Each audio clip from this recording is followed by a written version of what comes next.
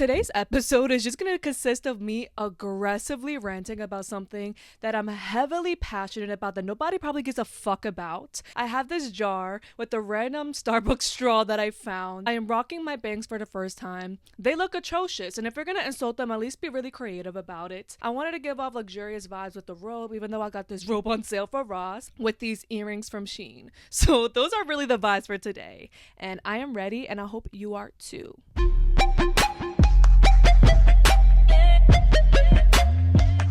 What is up, you guys? Welcome to another episode of the Rehinged Diaries podcast. Let me put this jar down before I literally spill it and get electrocuted in the process. But how are you guys doing today? Today's episode is going to be just me aggressively ranting about the conversation about me just passionately hating influencer culture, which is pretty ironic or hypocritical given the fact that I've always saw myself as an entertainer or wanted to be an entertainer. And of course, I post so much of myself online on social media. So one can argue, bitch, you're in the lines of an influencer, but bitch, I don't identify as one, and nor will I really ever. And we're just going to talk about why I just don't really fuck with influencer culture. Like in the beginning, I very much did, but now I hate it to the fullest capacity, and I want to talk about it today. And there's so much I want to catch up with you guys in my life because there's so many updates. And I think I'm just going to keep that for the end because I really just want to rant about this because So what really inspired this episode is the fact that like Bruno Mars and Lady Gaga, if you haven't listened to already, just released their song Die With A Smile. And when I tell you the nostalgia I received, first of all, because fucking Lady Gaga, she was serving with her vocals, and then Bruno, the lyrics, like when I tell you, I feel like we have our old Bruno that we've been missing for so long. Like he's back, like the combination of both of them together, I literally had an eargasm. Like I think I continue to have them every time I listen to that song, and I think that's what really inspired today's episode because we don't hear music like that anymore. Like we really don't. Like why are we relying on Bruno Mars or Lady Gaga to deliver such lyricism, vocals, a masterpiece? Like why are we relying? Like I've been seeing that so much. Like even when Katy Perry released her new single and like announced that she's gonna have her album, everyone's like she's gonna say pop culture. I'm even a victim of saying that Ariana Grande, like she's gonna say pop culture with her album. It's like why are we relying on these older, like these pop artists that we had and grown up to? Like why are we relying on them to save the music industry? But it's like it creates that bigger conversation of like influencer culture really has taken over, and it's like it's more profitable to be an influencer rather than like you're like creating art, and that's what really has been ruffling my gears and just like I've been grinding my gears and everything. It is like what the fuck, like we don't hear music like this anymore. Like now I am going to abuse the fuck out of this song and have it playing an unhealthy amount, and it's just so fucking unfair because why can't there be so many more upcoming artists? Y'all remember that era, like the early 2000s, where there was like a new upcoming artist every single fucking week? So there was just constant eargasms, constant new music to enjoy and appreciate in the art. Whereas now, bitch, my own, like everyone's fucking format entertainment of course is reality TV, which I love, I'm a whore for, but then if it's not that, then it's just like your favorite influencer on TikTok, talking about their fucking 20 different skincare routines. Bitch, and inflation, at the time of inflation, like I get so mad because like what the fuck is this shit, and it's like I get it, but I don't agree with it, and I'm gonna talk my shit because it's just so fucking frustrating. It's like damn. And when I was, doing more research in this conversation, and when I say research, I mean like just listening to other people's opinions and like getting inspired with their, ideas and, kind of like just continuing to form my own opinion. What's crazy to me is back then, in order for you to even have a platform, is you needed talent. Like I remember, like I think like 2 months ago, I was just like watching Kanye West, documentary, and you can tell like the dedication, the power, like the fire you would have to have in your craft to be respected and to just like be seen, to have a voice of any sort. Whereas now, bitch, you can just say, oh my god, like men with a fucking microphone can sit there and talk so much shit about women, or there's just like so much brain rot. You don't even have to have any sort of fucking talent. It's just so crazy how like instant gratification is so romanticized. And I think that's the biggest issue in this whole conversation is just instant gratification. Because there's even been the conversation of, Chapo Roan, how she's been talking so much about her frustration of, the quick instant fame when she's been in the game for how many years? Like, she's been in it for so long. Same thing for Sabrina Carpenter, where like they've been in the game for so fucking long that of course you can never be prepared for the instant fame. But it's like, the fact that this is something that you want, like, of course it's a grief when it comes to that, like, where it's like, oh, you've been in the game for so long and you've been hustling so hard for this angle, and once you get it, it's nothing that you expect, and it's a grief when it comes to that, because it's like, damn, is it even worth it or not? But it's like, it's crazy how back then that was everyone's reality. Like, when it came to artists, like, you had to be like, there's so many artists that we, like I said, like, that grew up that we still listen to, that were begging to save the music culture. Once upon a time, they didn't have what a lot of people have now, which is like the access to really put yourself out there, to really blow up overnight. Back then, no, baby, there's no like, you had to be working hard. Like, there was no clock out. It was clocked in 24 hours a day, like really hustling to really get your name respected and even seen. Whereas now you could just hop on a TikTok and just make a fucking like no effort video and get millions of views. Whereas back then, it's like people would go on X Factor. They would, there would be so many different ways that people would have found fame. Whereas now it's just so different. And I think influencer culture has really killed it, because you don't have to hustle, be 24 hours a day, no clock out into your craft. It's like you can really just sit there and put little to no effort into anything, and then you're like basically rewarded. It's like that instant gratification of like, oh my God, why even follow my dreams of being an artist and actually putting so much value and beauty and art into your music and your craft, when you can just sit there and fucking do the renegade on TikTok and make a living, like way more than doctors these days. I think that's my frustration with, influencer culture. And I'm not going to sit there and say I'm not a fucking hypocrite, because bitch, if all it takes is for me to do the renegade and make more than a doctor, bitch, renegade. But then it's like, it kind of does just like kill the fact that it's like, wow, we're not seeing like true art anymore. It's almost like art has really died. Like, even when it comes to movies, like, back then it was great movies. Like, when I had this conversation with my supervisor, when it came to horror movies back then, bitch, like, it was left and fucking right slasher movies, like just iconic fucking like amazing plot, like all of it. Whereas now it's like, you're lucky to get it a couple times out of the year. Same thing for music. Same thing for a lot of shit, And of course, I get inflation got everybody by the damn pussy lips. Like, I fucking get it.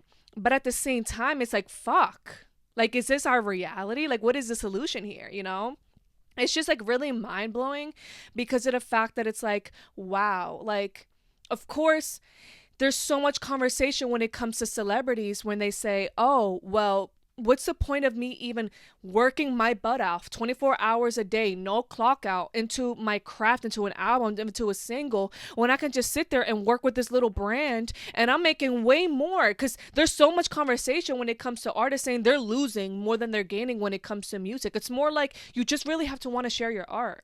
But it's coming to the point where influencer culture has really killed everything, where it's like, it's almost like, what's the fucking point of even sharing your art if it's more profitable to just do the bare minimum and get rewarded for that, And I think that's kind of where my hatred and frustration stands, because I really do appreciate art. Like, I know I can come across as a fucking, like, a very shallow bitch at times, I guess. I don't fucking know. But I really do appreciate art to the fullest capacity. And that's why I'm so in love with this song, Die With A Smile. And it really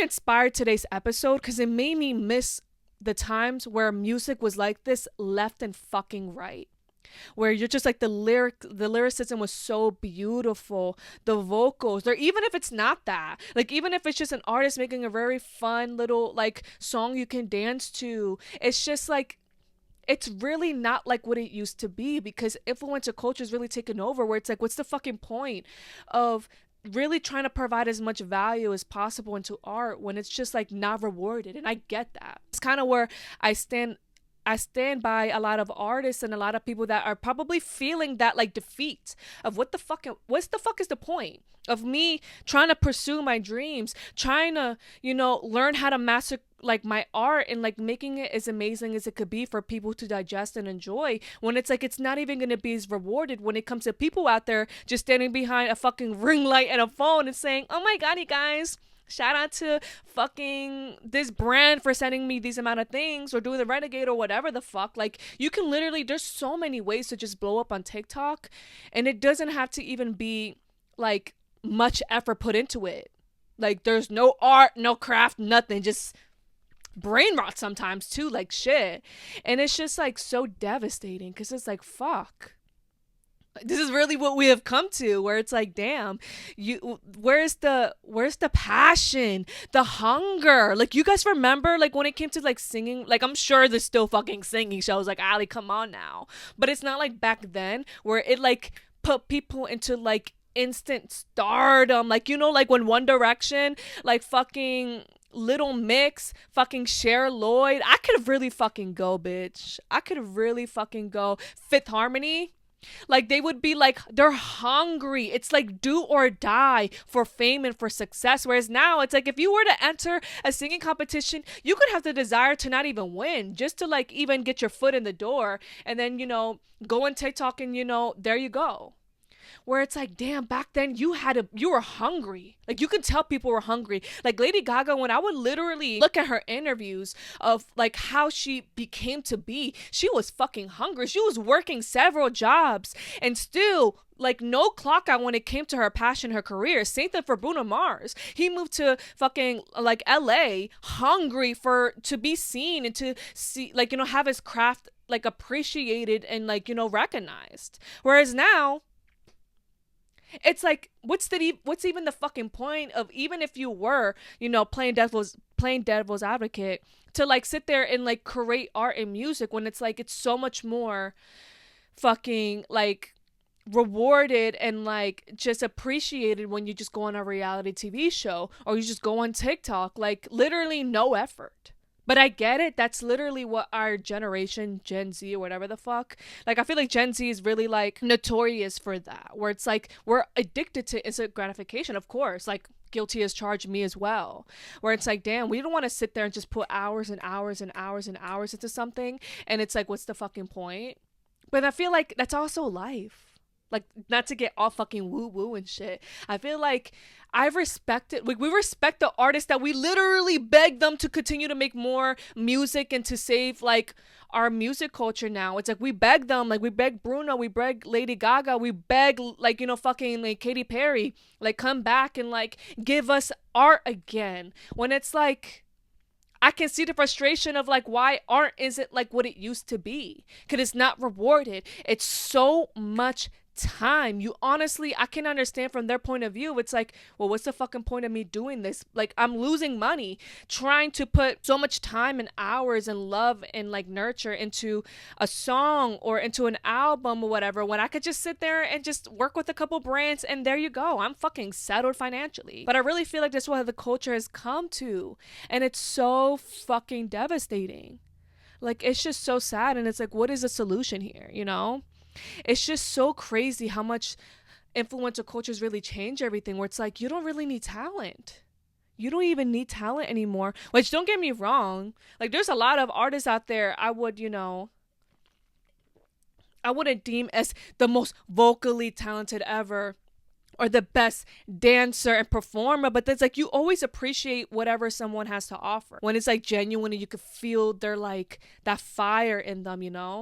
I don't know if I'm the only one. Anyone who's listened to Die With A Smile, please comment down below if you felt the same way that I felt. But you can feel the fire, the hunger. Like, there's literally so many TikToks right now that are going viral of, there's, talk of, Bruno Mars being in debt. And everyone's like, yo, he's going to literally get out of debt with this song, because you could feel the do or die in this music. Am I crazy? I can't be the only one that thinks this. Where when I'm listening to the song, I'm like, oh, bitch, rent was due. House needed to be fed. It's like, you can feel the passion in that song. And it's like, where the fuck has like music been when it comes to that type of passion, a type of like, oh my god, literally I'm going to press fucking like put the song on a loop basically for an hour, hours, you know? That's what I've literally felt like with this song. And it's like such a grief of like, damn, I miss when art like this was left and right, or seeing the hunger in people of like, oh my god, like it's do or die. I want my art to be recognized. It's not even I'm trying to get out of poverty or I'm trying to like whatever the fuck. Like I want my art to be like, you know, recognized and appreciated. Like there's literally so many interviews I was like looking at like last night at work. I was like, oh my fucking gosh, like Justin Bieber, like all these big artists that we know now. When I look at their old interviews, they're like, I felt like I was brought into this earth.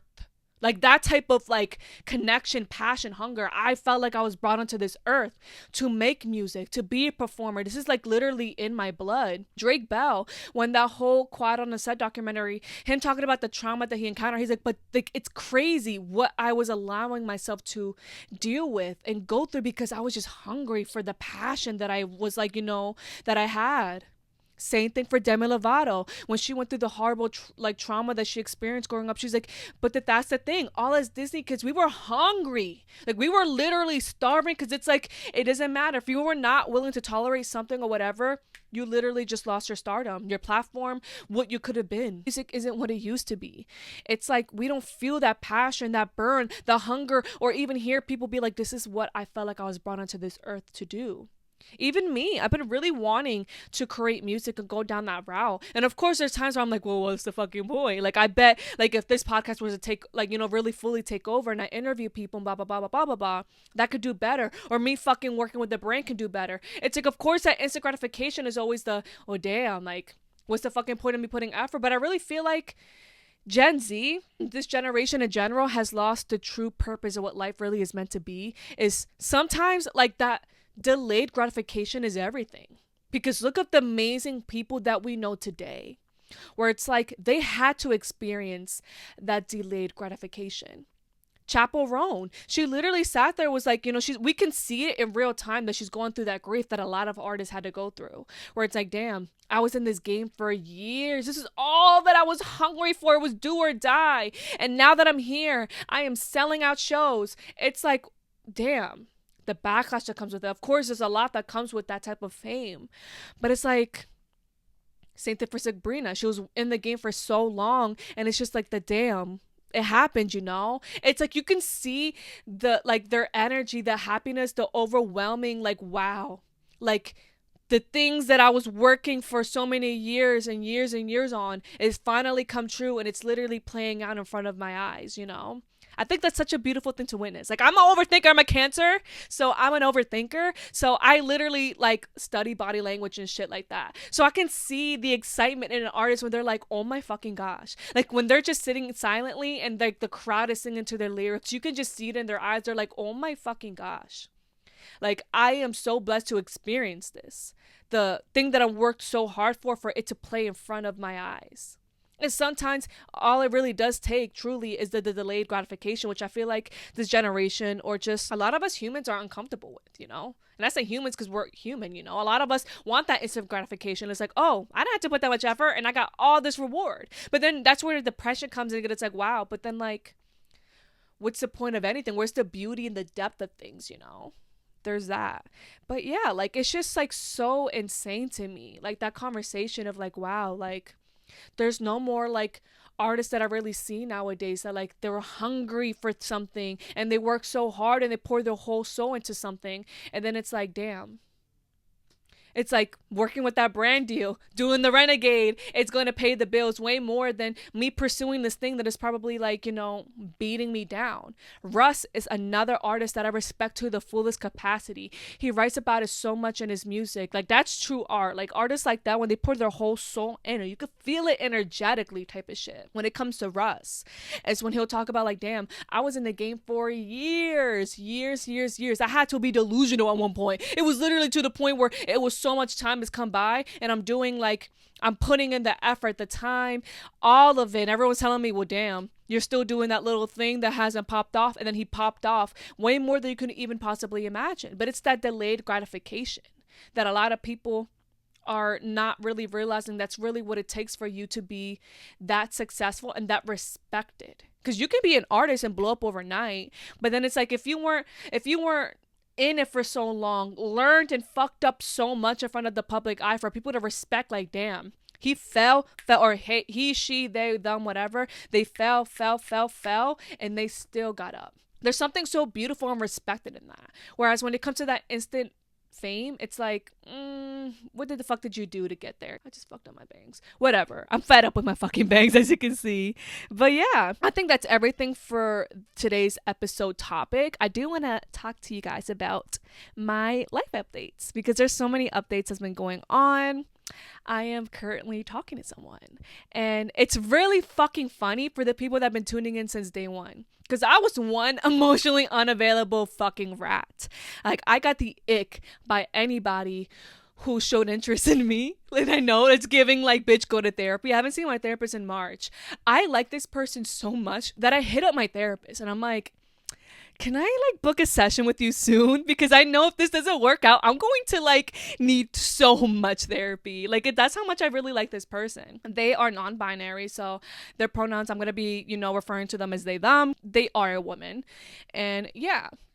We met through Bumble, I believe. And we, like, had each other on social media.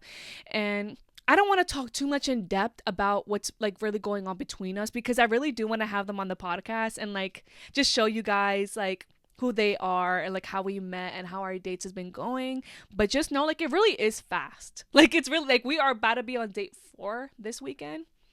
And, like, I'm already, like, fuck, I want to ask you to be my...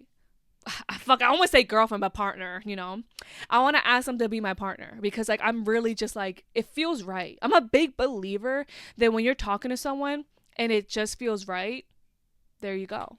Like, I've been in a bunch of situationships, hookups, as many of you guys been tuning in since day one would know. And I've always got the doubts of, like, it feels intense, or I feel like our values don't align, or blah, blah, blah, blah, blah. Whereas this person, I'm like, I literally don't give a fuck if we don't even end up, like, long-term together. Like, I just want to spend time with you, create memories with you, and just experience life with you. And if it goes somewhere, amazing. If it doesn't, they're not allowed to leave my life. Like, we would have to be friends to some capacity. And I know that's, like, some people be like, you can't be friends with... We're going to find a way. Because, like, I love spending time with this person. They mean so much to me already. All I'm doing at work is just, like, talking about them. I'm like, I really like this person.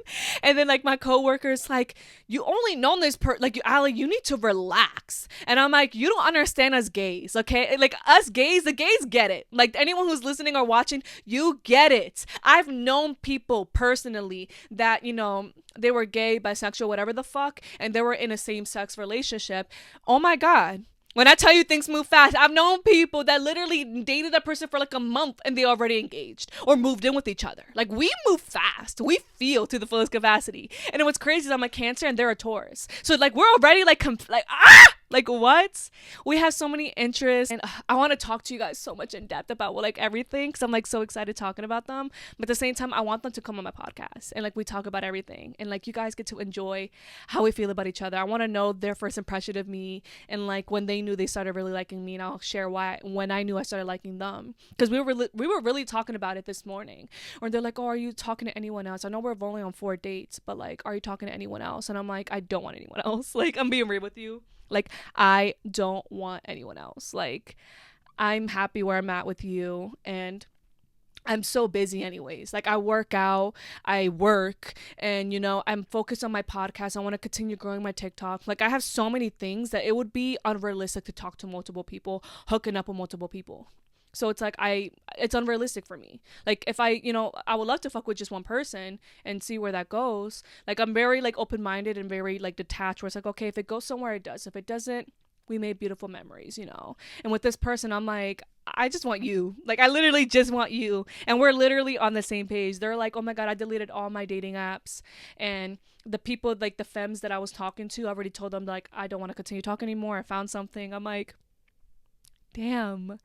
The only really scary thing about everything is the fact that I had to come out to my parents now, which I'll definitely open up about that when that happens on this podcast. For anyone who's probably in my position, who's afraid to come out to their parents, because I'm 25. You know how crazy that is? Like, damn, I'm going to be coming out at 25. And I'm going to have to come out to them. That's going to be very scary. Because me, as you guys listened or tuned in, you would know that me and my mom have like rebuilt our relationship, because it was always bad. We never had a relationship growing up. Like, I would say at 23 is when I slowly started like developing a relationship with her.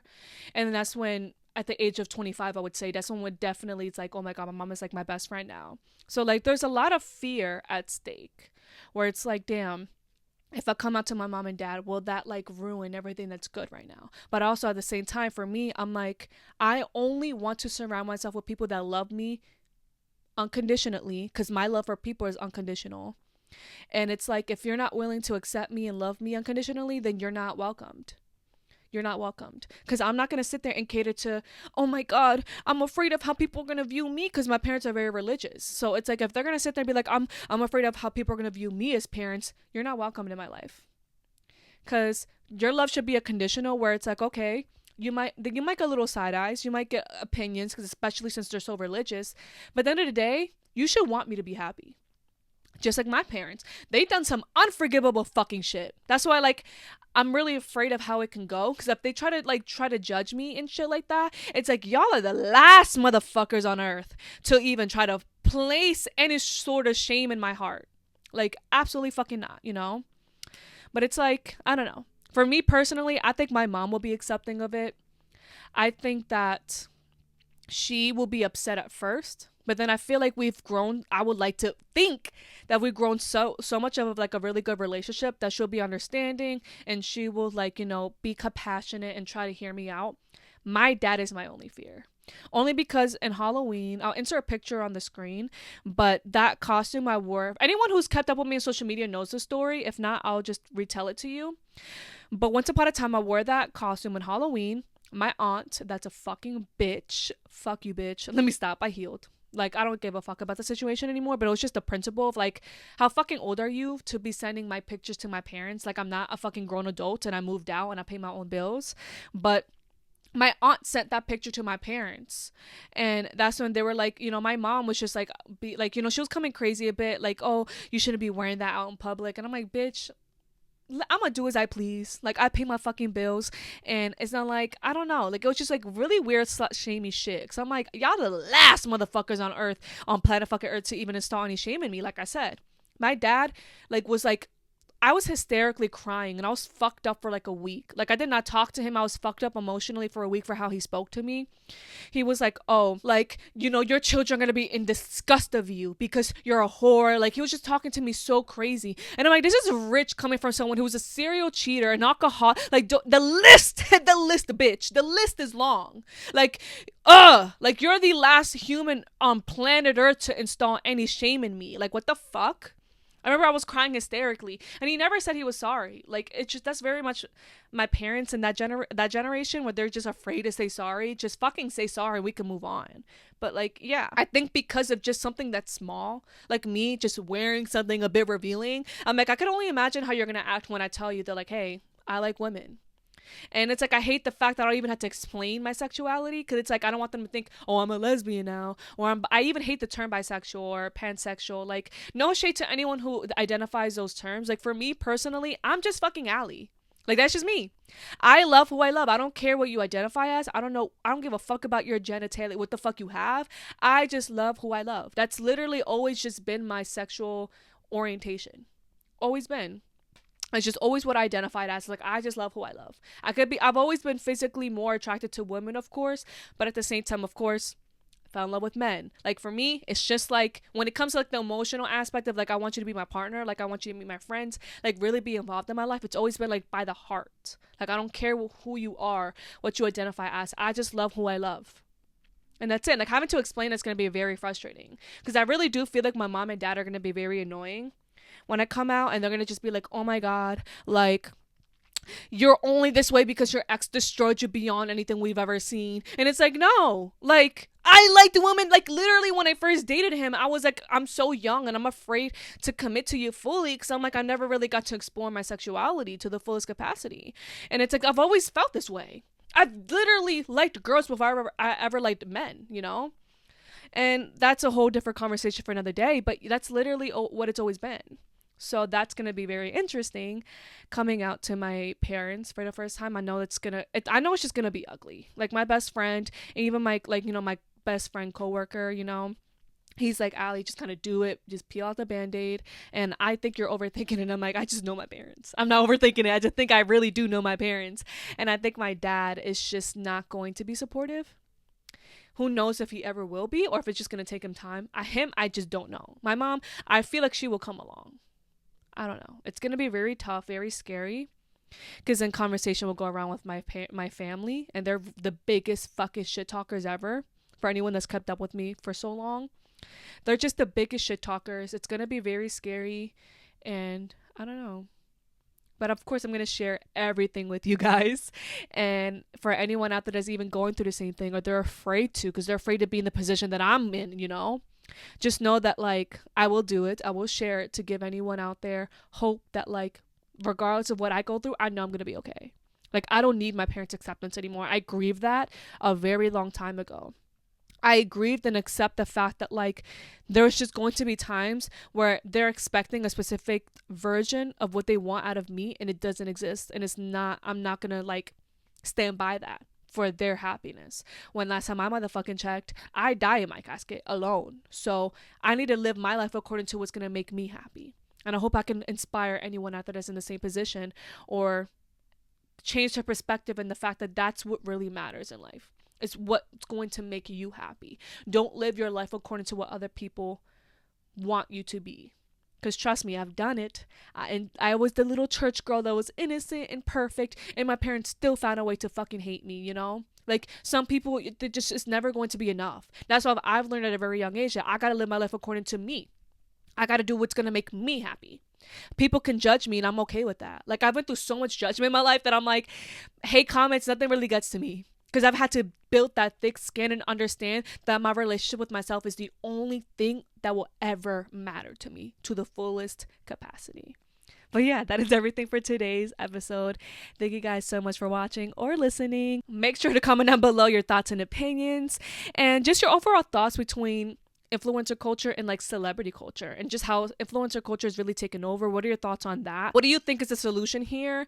And I would definitely want to know your coming out stories. You know, give me some hope and some, you know, some different perspectives on anyone who's gone through that. You know, it's going to be very scary and very nerve-wracking. And some people are probably like, Ali, it's 2024. Like, it's not that big of a deal. But for me, it's a big fucking deal because of how strict my parents, you know, how they are. But yeah. Just words of encouragement would really be nice. But that is everything. I love you guys so much. If you are listening to this on the Spotify version, make sure to give it a 5 stars rating, because make sure to help keep the lights on, you know. And if you are watching this on the YouTube podcast channel, make sure to give it a thumbs up, comment down below your thoughts and opinions, and hit that subscribe button down below, because I'm trying to reach 500 subscribers. That would be very much appreciated if you click that button. But yeah, that is everything. I love you guys so much, and stay tuned for the next episode. I love you guys. Bye-bye.